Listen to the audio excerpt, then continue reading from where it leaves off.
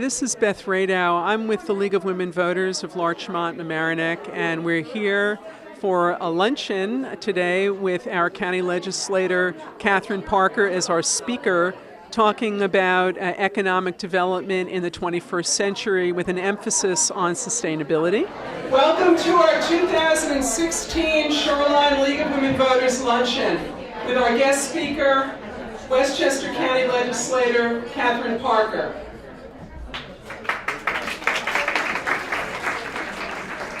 Thank you to Peggy Jackson, Julie Silverstein, Debbie Reisner, Ann Dooley, Monica Gray, and Orienta Beach Club for today's event. And thank you to all of you for being here. I'd like to acknowledge, and I hope that I have all of our elected officials. Today we welcome State Senator George Latimer, State Assemblyman Steve Otis, Town of Mamaroneck Supervisor Nancy Seligson, Rye Town Supervisor Gary Zuckerman, Village of Mamaroneck Mayor Norman Rosenblum, our upcoming Mayor of the Village of Larchmont, Lorraine Walsh, and our outgoing Mayor of the Village of Larchmont, Ann McAndrews, our Village of Larchmont Trustee, Peter Finelli, our Village of Larchmont Trustee, Marlene Colbert, Rye City Councilwoman Emily Hurd, Rye City Councilwoman Julie Killian, Rye City Councilwoman Danielle Tager Epstein, Village of Mamaroneck Trustee David Finch, the Honorable Linda Jameson from the New York State Supreme Court, the Honorable Christy Derrico, Village of Mamaroneck Judge, the Honorable Daniel Gallagher, Village of Mamaroneck Judge, and Joe Carbon, former Ray Town Supervisor, Joan Feinstein, former Rye Brook Mayor, and I think have I left anybody out? And the councilwomen from the the Town of Mamaroneck, Jane Elkine-Eny and Abby Katz. Welcome. I would also like to welcome two students from Mamaroneck High School that we've selected to go as our students to Albany this year. Katie Lawless and Victoria Patty, would you please stand? Katie is on her way to Vanderbilt, and Victoria is on her way to Syracuse. Best wishes to you. Much of our attention has been focused on one of the most aberrational presidential elections, certainly in my time. But I'd like to begin today's gathering by having us take a moment to take in the beauty outside and to smell the proverbial roses. For that, I have invited our cherished Poet Laureate Emeritus, Mary Louise Cox, to grace us with a poem. Would you join us, please? But I'm going to start just for a minute to say what poetry has meant to me and what it can mean to you, whether you listen or whether you write. People say I can't write poetry. Well, I put out a challenge to, thank you so much, thank you, people to put down, just sit down and put down one word. And you'd be surprised how your brain says, oh yay, I've got something to work on. And with that, watch that grow. It's like a seed. So just try it sometime as a little game. Okay.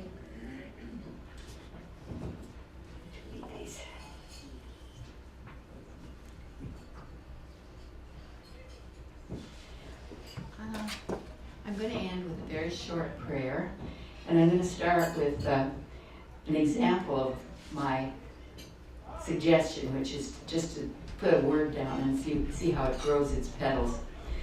This is called pretending, and that's the word I put down. And here's what came out. Pretending. After all these years, I still awaken before dawn, pretending it's my turn on the watch as the world spins into light. Until the sky brightens, I pretend it's up to me to see that the world is kept safe. I have wished all these years that pretending had more power. That's one. Okay, the other. My music. This is short and sweet. My music. What is your music? a waterfall, summer rain, thunder, wolves howling, ducks quacking on the wing, drums, violins, flutes, cymbals, a tingshaw, a Japanese tempo gong, far off whistle of a train, children singing, my love is like an arbutus, the telephone ringing, a certain voice, music of the spheres, other, my music is your heartbeat. Okay.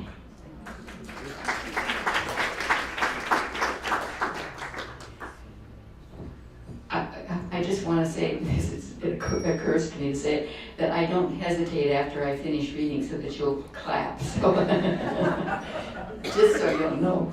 But this is my last little poem, Pretending. After all these years, I still awaken before dawn, pretending it's my turn on watch as the world spins into light. Until the sky brightens, I pretend it's up to me to see that the world is kept safe. I have wished all these years that pretending had more power. And this is my last little prayer. I thank you, God, for most this amazing day, for the leaping greenly spirits of trees, and for the true blue dreamless skies, and for everything which is natural, which is infinite, which is yes. Bless you. That's it. I goofed. Our current mayor in the village of Larchmont is Lorraine Walsh. Thank you very much, Mary Louise.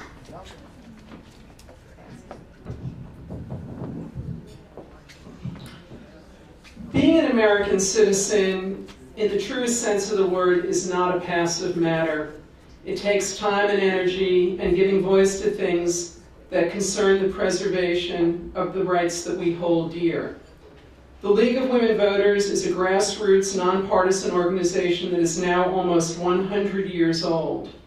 We study issues, educate voters, and provide voter services to facilitate educated citizen participation in government, and our strength comes from our grassroots membership. That translates into being free to lobby according to the outcomes of topics we study, without financial pressure,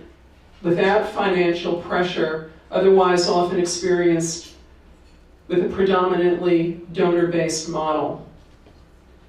When you receive the membership renewal letter in the mail, please consider that the benefit of membership springs from the League's mission to seek the truth and maintain the transparency that keeps democracy in the hands of we the people, that keeps democracy strong. We welcome your membership and we welcome your voice. In the spirit of celebrating progress in our respective shoreline communities, our mayors and supervisors have responded to my request to share recent accomplishments, which I will share with you now. Common themes include the budget, energy-saving projects, upgrading public space, and collaborating and sharing services among us. This is a lengthy list. I'm going to try to just breeze through it, but there is commonality, as I mentioned. We'll start with the town of Mamaroneck in this last year passed the budget on time within the tax cap. The town was awarded a number of grants to improve its functionality and sustainability, including a grant to study feasibility of a microgrid to implement green infrastructure in the town center parking lot, for construction of the Weaver Street sidewalk, and for new recycling equipment. Completed the implementation of the energy performance contract at the Hommocks Ice Ring, Firehouse Town Center, and upgrading all streetlights to LED. Initiating a renovation of the town police station to improve security and use of newer technology for dispatching and managing police data systems. Creating a new communication infrastructure, incorporating social media and new website. The village of Larchmont, the completion of the Palmer Avenue streetscape, which was long in coming, but with perseverance, the project is now done, enhancing the important Palmer Street business district. The streetscape includes new sidewalks, benches, and LED lighting that will save energy costs. The village has also undertaken an aggressive program of improvement and maintenance of all of its assets, including the water department. And there is now a village administrator who supervises day-to-day operations. That's Justin Dantino, who also prepares capital plans to assure the future needs of the village are adequately funded. The village of Mamaroneck has created and increased the Marine Education Center located in Harbor Island, announces the consolidation of LMC-TV operation and location to the old Hook and Ladder building on Mamaroneck Avenue by the Tri-Municipal LMC Board of Control, established resident parking on public streets near the village, railroad station with coordinated effort by Senator George Latimer and Assemblyman Steve Otis. The village has joined Sustainable Westchester with 19 other Westchester communities and has continued improvement of record keeping and availability of online documents for administrative and freedom of information productivity, the goal being transparency. Moving forward also with the Army Corps of Engineers flood mitigation program. The city of New Rochelle has a lot going on. I think that the main focus now is the downtown development plan through citywide infrastructure and environmental initiatives. Last year, by a unanimous vote, the City Council plans to build nearly 11 million square feet of new construction with a balanced mix of retail, office, hotel, and residential. The town of Rye has established a volunteer task force comprised of individuals with specialized experience in education that has been formed to review and study the assessment function of the town and to prepare a report on the findings. There is a goal for increased transparency, and the town has arranged for Rye Town Park Commission and Town of Rye Council meetings to be watched through a live portal on the website, and to have meetings posted within 48 hours of the meetings. Thanks to the work of previous administration led by Supervisor Joe Carbon, the town has received a $400,000 grant to increase handicap accessibility through Crawford Park, and there is a goal to transform the park and the mansion into a community center. A request for qualifications was issued in January to a community-wide conservation has begun regarding long-term investment in the park and the ways in which the park will be stewarded for future generations. Mayor Dennis Pilla of Portchester has told us that accomplishments since he's been back in office include passing a municipal budget with a tax levy that is lower than the past 6 years, the opening of a 3-acre dog park, the establishment of an emergency services unit in the police department, and they've begun the design of the Byram River shoreline within Portchester's downtown with the goal to activate the waterfront and enhance economic development. Mayor Joe Sack of the City of Rye. The City Council has hired a full-time professional city manager, Marcus Serrano, who runs the day-to-day operations. And Mr. Serrano has selected Michael Corcoran as police commissioner and Carolyn DeAndrea as city clerk. Other accomplishments include the passage of historic New Rock chipping legislation, the creation of a new downtown historic district, the implementation of the innovative new off-leash dog policy at Rye Town Park, the investment of $1 million in repaving roads, the approval of rezoning for a senior housing project on vacant land on the Old Post Road, in a building on the Old Post Road, and resolving a number of issues at the Rye Golf Club. There is also collaboration. I don't know, I guess that's funny, and you'll have to tell me about that. And Mayor Paul Rosenberg, Village of Rye Brook. The village maintains a healthy fund balance and low debt. There is the village's Public Works and Parks facility is in need of replacement. This facility is the heart of street safety, public safety, and other vehicles operating and keeping parks maintained. There is an RFP due at the end of the month for firms to begin considering the replacement of this facility, working on shared services. And then there's the energy saving efforts to save money. There's the sign up with Sustainable Westchester, 15 families on the Solarize program, and soon to be a contract for LED lighting. Recently, the board approved 26 units of affordable housing and online access to property records through the village website. It takes a lot to run our communities, and I thank you all for letting us know all the good work that you're doing. Let's give everyone a round of applause for that. Water infrastructure is something that's particularly near and dear to the work that I do, and I did want to announce that Governor Cuomo, with the substantial input of Assemblyman Steve Otis and his colleagues, have enacted a budget that invests $350 million over the next 2 years to upgrade and maintain drinking and wastewater infrastructure.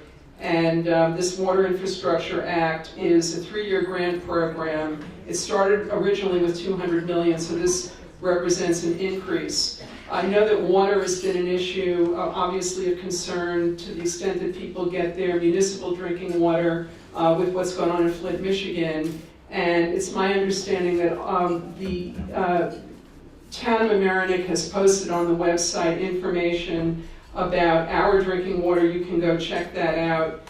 We do not have lead problems in our drinking water, but to the extent that people may have older pipes in their homes, you might want to get your own home checked just to make sure.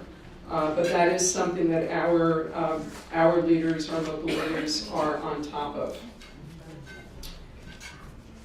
I want to extend thanks to Mayor Ann McAndrews and Marlene Colbert, who were former presidents of the League of Women Voters, and they went on to public service and serve our community well, and would like us to give them a round of thanks for their public service.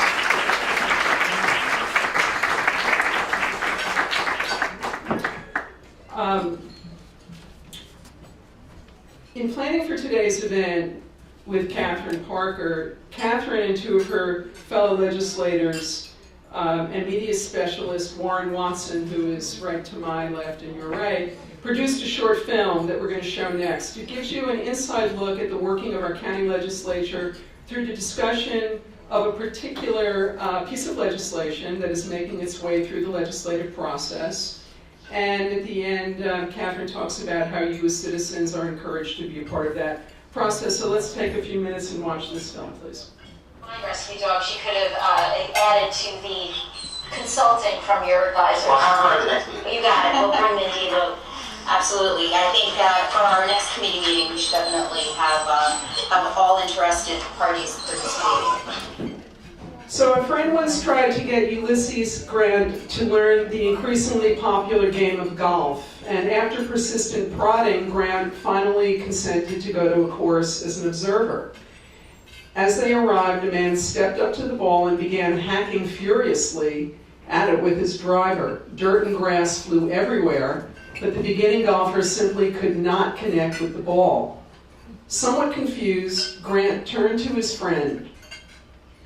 "That does not, well, actually that does look like very good exercise," he admitted, "but what's the little white ball for?"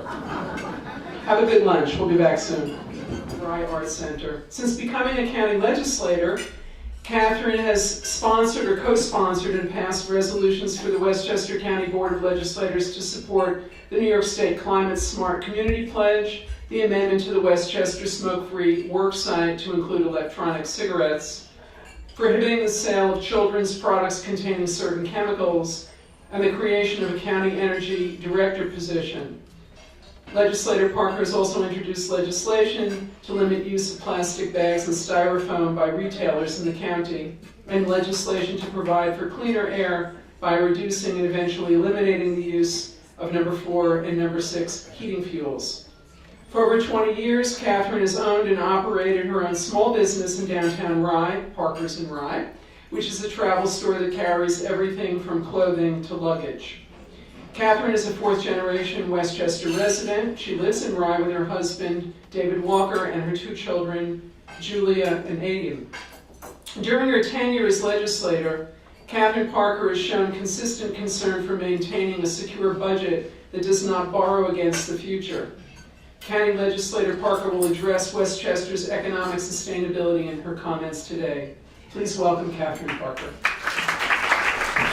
Thank you, Beth, for that introduction, and thank you to the League of Women Voters for having asked me to speak to you today. I have to say, as a former president of the League of Women Voters, I thought I would have to go much farther in the political food chain, certainly to the level of Senator George Latimer, before I would be asked to speak here, so I'm very happy to be here.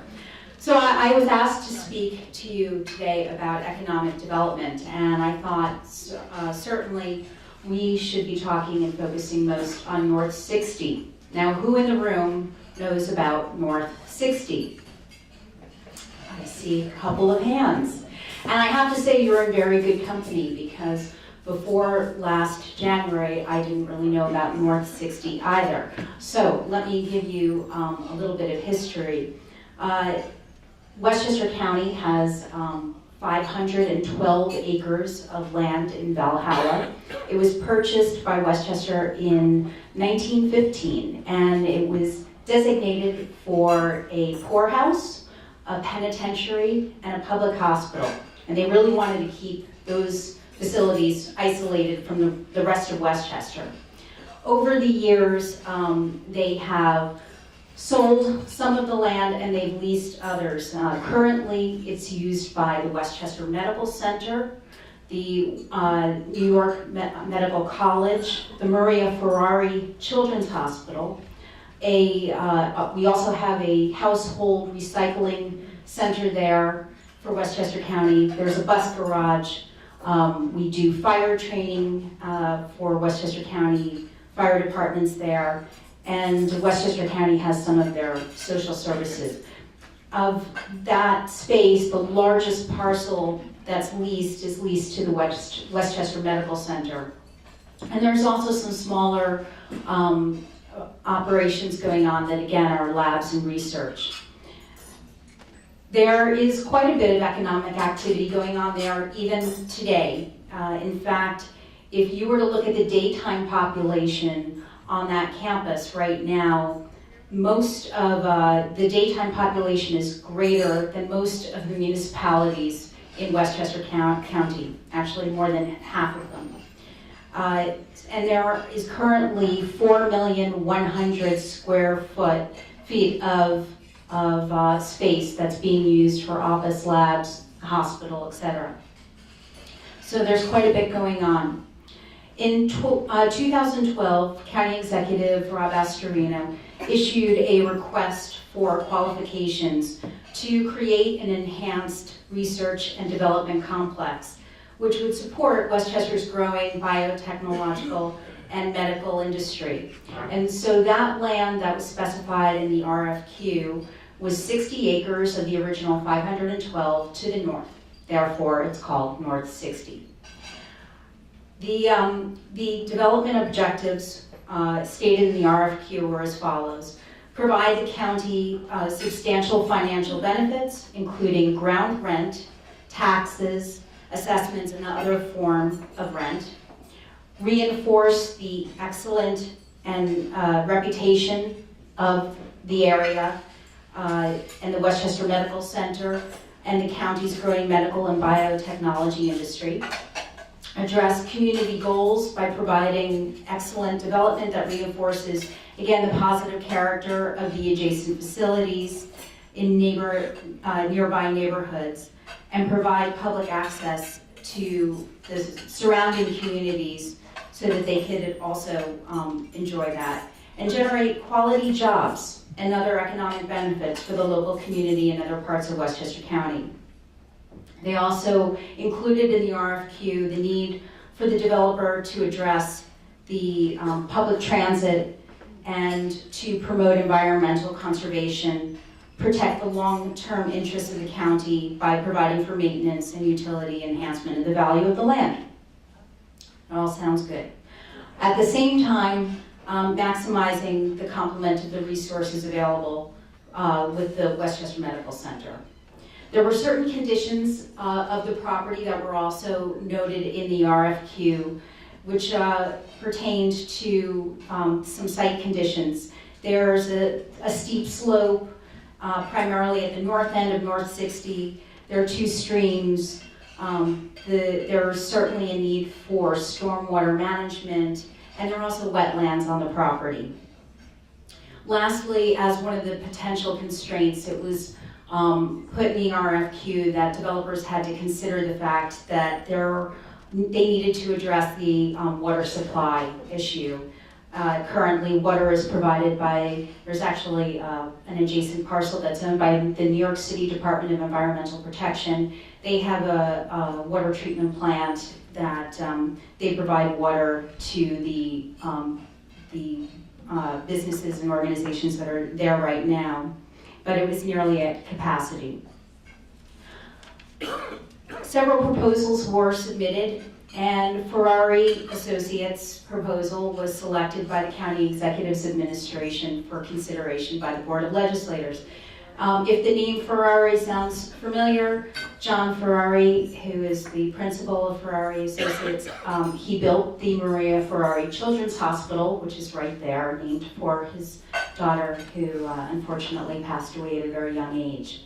And John Ferrari also owns 20 acres of land that's directly next to North 60. So in total, his proposal actually addresses all 80 acres of land. In addition to creating office space and laboratory space for biotech, it also includes retail, it includes restaurants, a hotel, and even, I think most interestingly, a children's science center. Approximately 54% of the actual 80 acres would be maintained as open space. And I do think that the Ferrari proposal has some good strategies to address some of the issues that were outlined in the RFQ for environmental sustainability. One, they do plan on retaining drainage ways. They're going to work with the topography. They'll minimize pervious surface throughout compact development. And they're going to improve the wetlands on site and improve the forest land also on site. They will incorporate a stormwater management plan, and part of the way that they will do that is by incorporating what are known as bioswales. Those are vegetative areas that will soak up the water, rain gardens. They're also going to incorporate green roofs into their buildings. In addition, they will have shade with street trees, minimize western and maximize southern exposure, and connect to the regional bike network. There's the Westchester-Putnam Rail Trail that's not very far away from there. On the property itself, there'll be some walking trails, and the whole complex will be very walkable. So far, what do you think? Sounds pretty good, right? And I think so too. I think that there's a lot in this proposal. And I should say economically, what's at stake here is this is a $1.2 billion project. And what we have at stake for Westchester County is this is a 100-year lease of our land to build this biotech center. And that will give us in turn approximately $7 million annually from the time that they have their first tenant.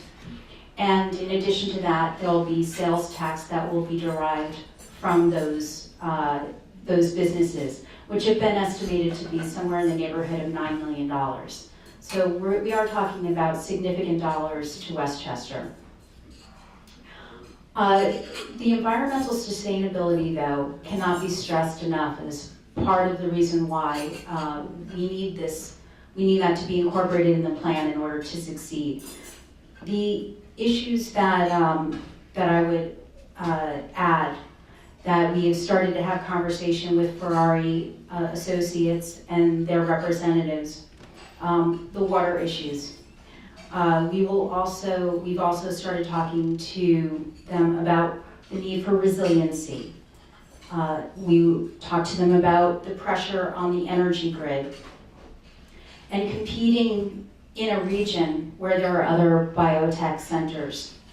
And we also want to address what they want to address, which is getting a workforce that is primarily going to be made up of the next generation, the millennials. So water.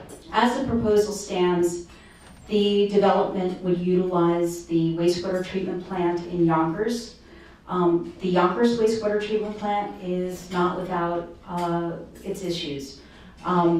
It's interesting, as a legislator, we are often being asked by municipalities to, if there's a new building, or even a building that's not part of the a sewage treatment plant, to add that, once they have the lines connected, add that into an existing wastewater treatment plant.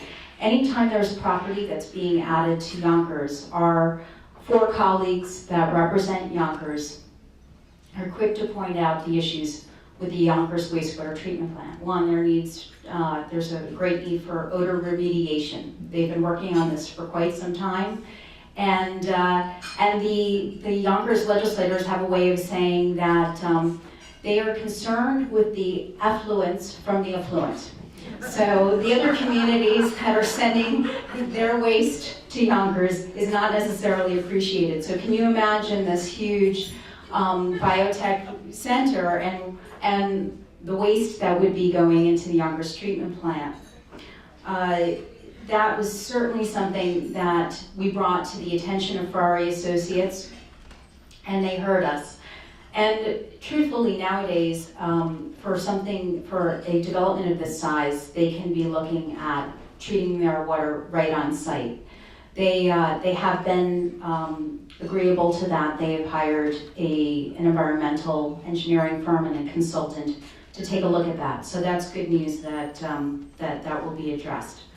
Resiliency. It was mentioned earlier that I have worked on the climate smart, on Westchester County becoming a climate smart community. And as we know, over the last decade or more, we have seen significant and severe weather patterns affecting our area. In fact, I think all of us in the Sound Shore know we've really seen how our weather patterns have affected us with a vengeance. And really we all know that that's connected to climate change. The development, as we see it, cannot operate within a vacuum. And as we become this climate smart community, which is part of the New York State Department of Environmental Conservation program, we must be addressing resiliency. We must work into the plan, again, something that will allow and make sure that stormwater runoff is not going to affect the other communities further downstream. And more importantly than just the stormwater, we all know when we have these storms, what happens? We lose power. We find ourselves in a situation where we actually are at a point where we may have we have to have generators to supply power. So large developments these days, to be resilient, are also creating their own power. We know that, again, being situated right near the Westchester Medical Center and even the Westchester County Jail, there's a lot of waste that's produced by these other facilities. The good news is we also have a model already in place in Westchester, farther along in Peekskill, where we are doing what's called cogeneration, taking waste and turning that into energy. And cogeneration certainly could be the key for this development as well. Wheelberator is the company that we've worked with in Peekskill, and they actually have taken enough waste from Westchester County to they are able to supply power enough to power about 80,000 homes. If you are familiar with Brooklyn, you've seen in the last few years, as you drive to Brooklyn, there are now these 4 very large stainless steel egg-shaped, there's a whole cogeneration plant there. And again, they are treating so much waste and taking that and turning that into energy that it can actually power 250,000 homes in the borough for New York City and its boroughs.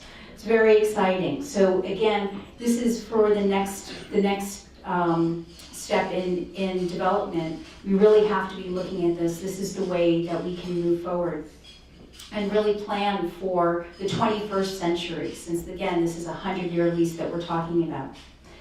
Besides cogeneration, there are ample opportunities to incorporate renewable energy from solar and wind. The infrastructure is already in place for parking. I mean, we're going to have 4,000 new jobs created by this development. They do have parking already designated. To put in solar canopies that go over the parking space that have solar panels would certainly help create energy.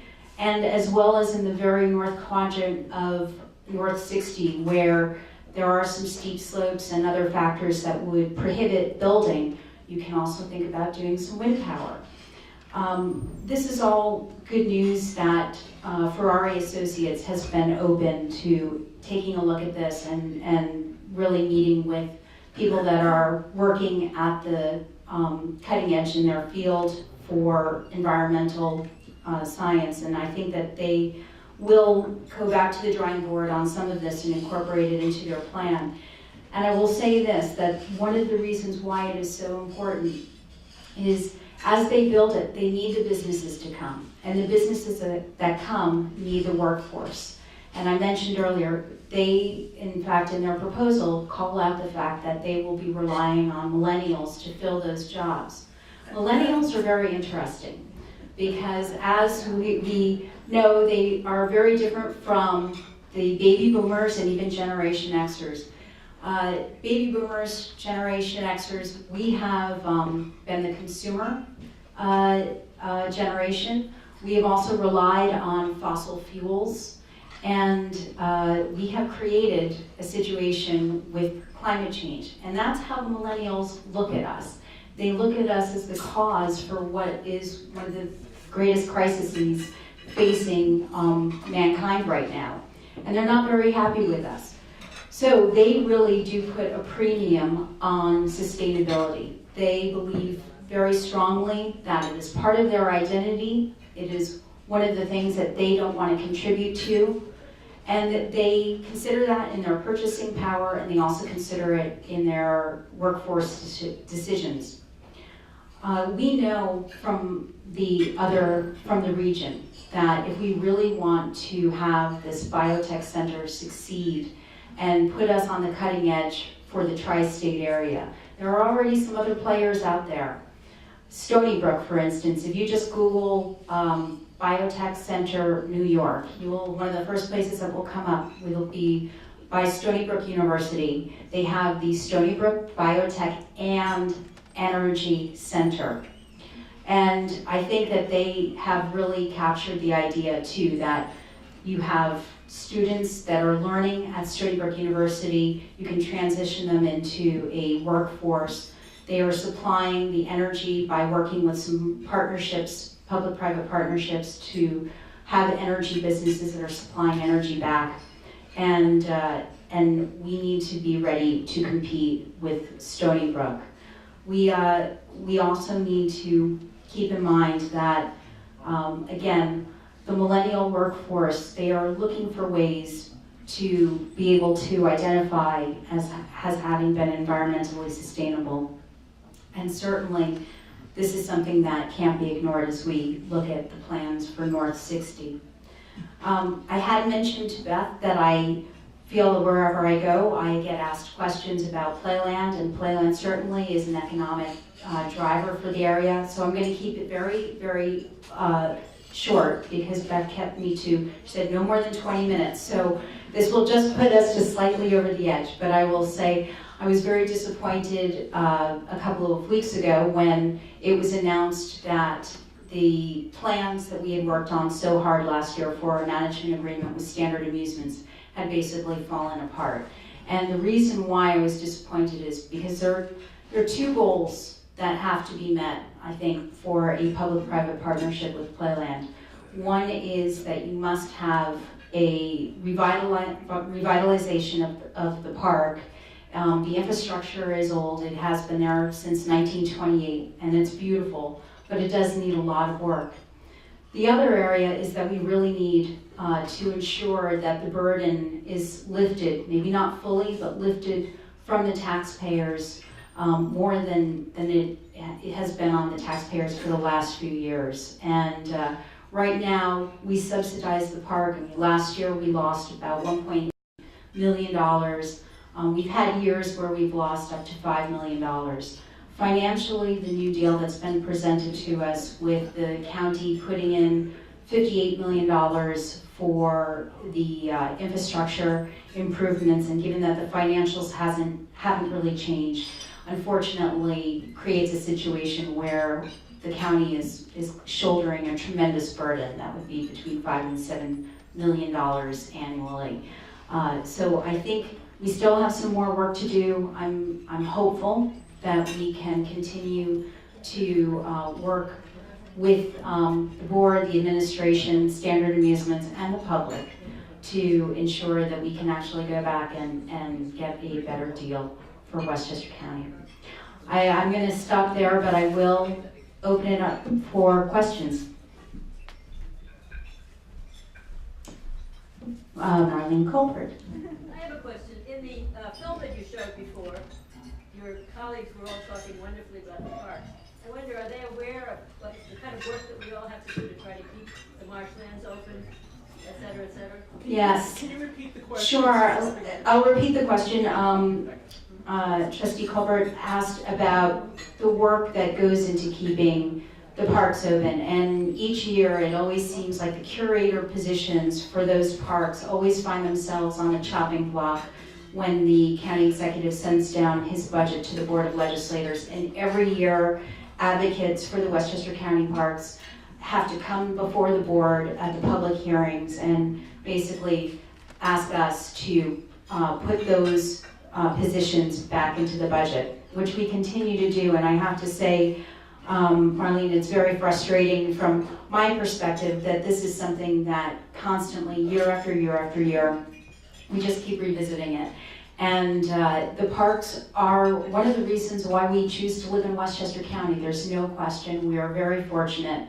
I used to sell a t-shirt in my store that said 914, like Manhattan, but with trees. And it's very true. You know, it is really one of the great things about Westchester County, all the open space. And I do think that we are so blessed with all the different types of parks that we have in Westchester. Yes. When you say sustainability, what is the agreed on time frame? Are you asking about North 60 or are you asking about Playland? In general, different projects, because you may mention something and say, and it's to be sustainable. Right. What's Well, the it's a little hard to say in perpetuity, forever, but I really do think that when you're talking about economic development for both a biotech center or for Playland, the goal is that it should continue on out, it shouldn't be built for today and hope that it's going to be here 20 years from now. We really want to do something that's going to be here for many, many generations. So in both cases, you've got environmental sustainability and economic sustainability. The environment, we have to do what we can right now to ensure that we are taking care, clean water, clean land, clean air. And the other piece of it, the economic piece, we have to make sure that it makes sense for Westchester County taxpayers. I will say this with North 60 acres of undeveloped land in Westchester that is controlled by Westchester County, therefore owned by Westchester County taxpayers. We can't make any more undeveloped land. It is really a scarcity. So we do have to look at this as what is the best, highest use for that property. And we have to make sure that it makes the most sense for the taxpayer, that it makes the most sense as far as really setting us up to succeed. As I say, for a plan this big, $1.2 billion, it needs to succeed for the next 100 years because we are talking about a 100-year land lease. And we can't build for a project that 30 years down the road we realized, we really didn't accomplish what we had set out to do, really building for future generations. Catherine Watts, yeah. I'm curious what the county is doing about our aging infrastructure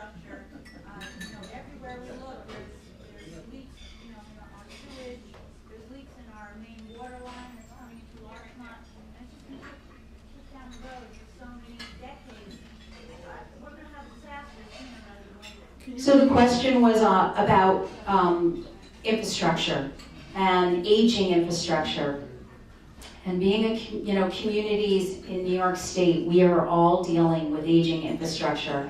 There's no question. In fact, yesterday I was at a meeting that was organized by Assemblyman Steve Otis at the town of Mamaroneck with the Environmental Facilities Corporation for New York State to try to help municipalities figure out the way to navigate, to work with the state and get some funding.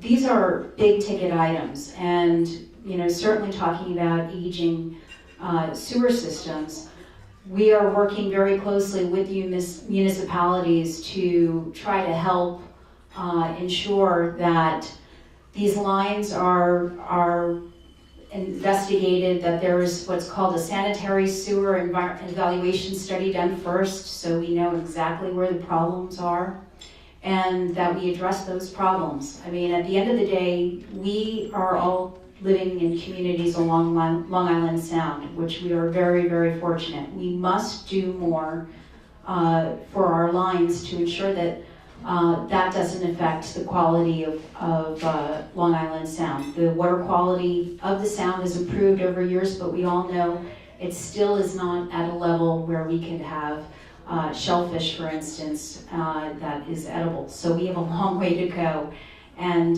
we are working on that. It's not an uncomplicated problem. Yes, Angela. As a follow-up, who owns the sewer lines, the municipalities or the county? So it's a very complicated question. You just asked who owns the sewer lines. The county owns the main trunk lines. The municipalities own what are called the lateral lines.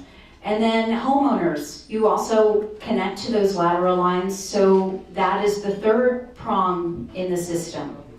As well as Westchester County has the wastewater treatment plants. So all of that together is the system.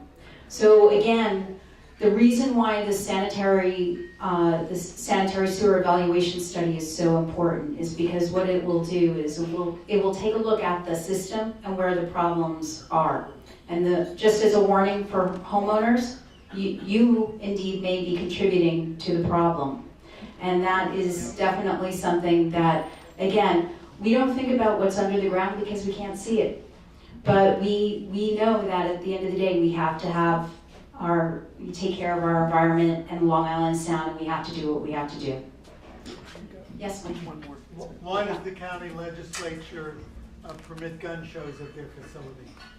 I was just asked about gun shows at the facility, and I have been a vocal opponent of having gun shows at Westchester County Center. Our county executive currently does not agree with that, and we don't have, I'll tell you, amongst the 17 legislators, we don't have a super majority we know that if we passed legislation at the board, we would get a veto by the county executive on that, and we don't have a super majority to override him. So that is why right now it's permissible. And I will tell you this, I'm against gun shows at the county center because I think it's a terrible waste of taxpayer dollars. You have to spend a ton of money to make sure that your parking lots outside are enforced, that you're enforcing and making sure that there's not an illegal black market trade going on. And it's very costly. So I absolutely think it's a complete waste, and as well as obviously any gun control is better than none. And I'm just given the hook by Beth here. But thank you very much. I would add that I know that the League of Women Voters on Long Island is very concerned with water issues, so that when we hear about Stony Brook paying attention to sustainability, we're all on the water, and unfortunately, maybe it's human nature to wait until things, become a problem. But obviously, our infrastructure is incredibly important. I know we're doing that in our communities. It was very obvious by the response of our local officials, and so, in turn, we need to continue to give support to maintaining our infrastructure so that we can keep our community strong. Well, every year we have a good time finding, I do, a thank you gift for our speakers. I know that Catherine likes to hike with her family. I found a book called In High Places with Henry David Thoreau. He won't be there, but this is routes where, Catherine, you can take hikes with your family. Oh, that's great. Now, in addition, also, almost 101 years ago, women didn't have the right to vote, as we all know, not personally, but we do know it.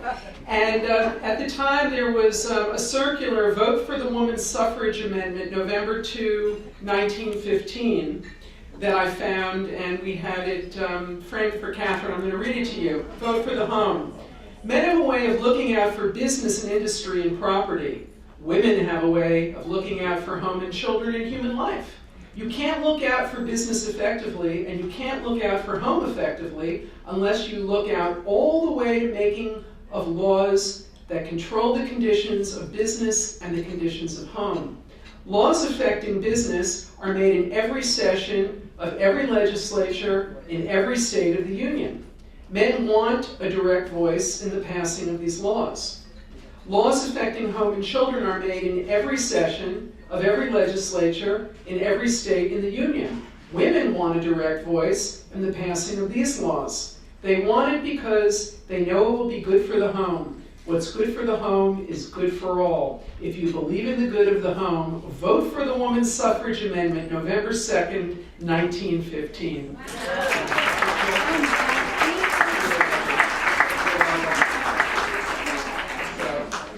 So, we have, we've got some things going on in the community coming up this weekend and through the month, and so we wanted to keep you busy.